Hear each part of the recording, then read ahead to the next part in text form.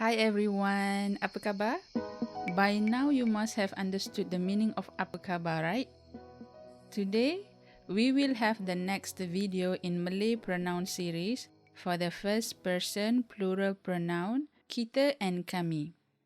Kita and kami in general, they mean we, and they are the first person plural pronoun for a group which contains more than one person. Malay language does not have gender-based pronouns, so for any type of pronoun, it can be a male or female. This is the same as in this case.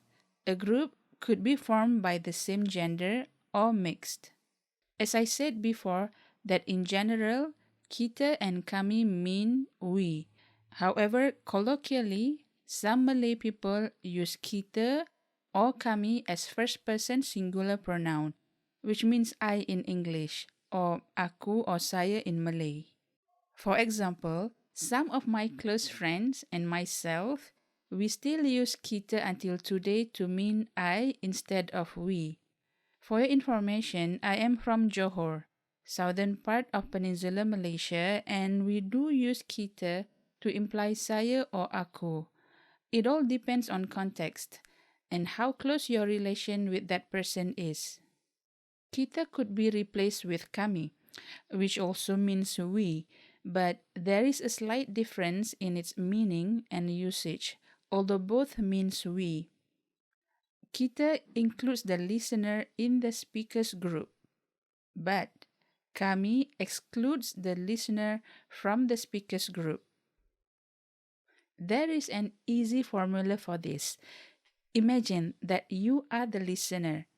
Kami means we minus you, and kita means we plus you.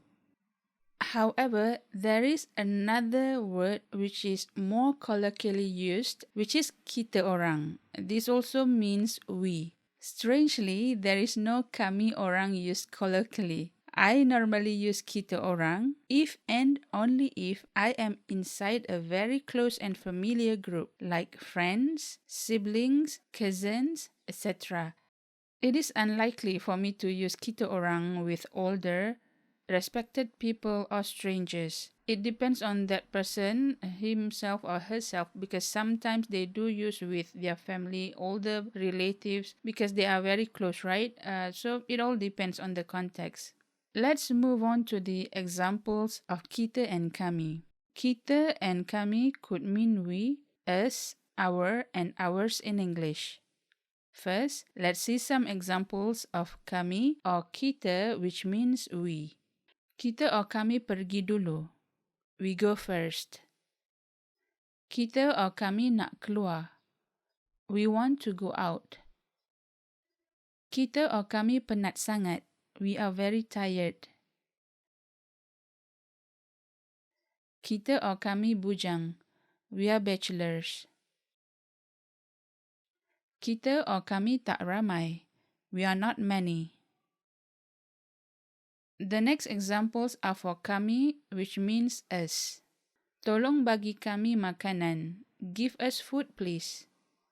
Tolong kami. Help us. Tunjukkan kami. Show us. Jangan tolak kami. Do not push us. Biarkan kami sendiri. Leave us alone. Here, kita is not interchangeable because, as I said before, kita includes the listener in a group. All of the above sentences examples in command form, so we need action from the listener. The listener is excluded from the group. Kita cannot be used here. But if, for example, in this sentence, tolong kita Kak Zah. Kak Zah is the listener. The speaker, my friend, is a single person asking me for help. The speaker used kita to imply I. This is totally different with the example sentences context. The next examples are for kita or kami, which means our. Ibu bapa kita or kami sudah tua. Our parents are old. Hati kita or kami sakit. Our heart hurts. Mata kita or kami panas. Our eyes are inflamed. Dompet kita atau kami dah hilang. We lost our wallet. Kek kita or kami hangus. Our cake is burnt. The next examples are for kita or kami, which mean ours. As with the other pronouns before, we colloquially use the word punya to mean possession, as in kami punya, ours. Kunci ni kami punya. This key is ours. Slipper tu kami punya. That slipper is ours.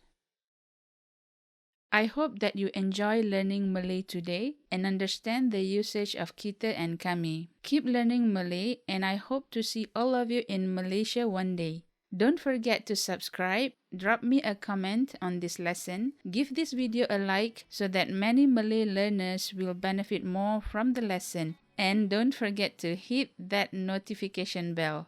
Terima kasih.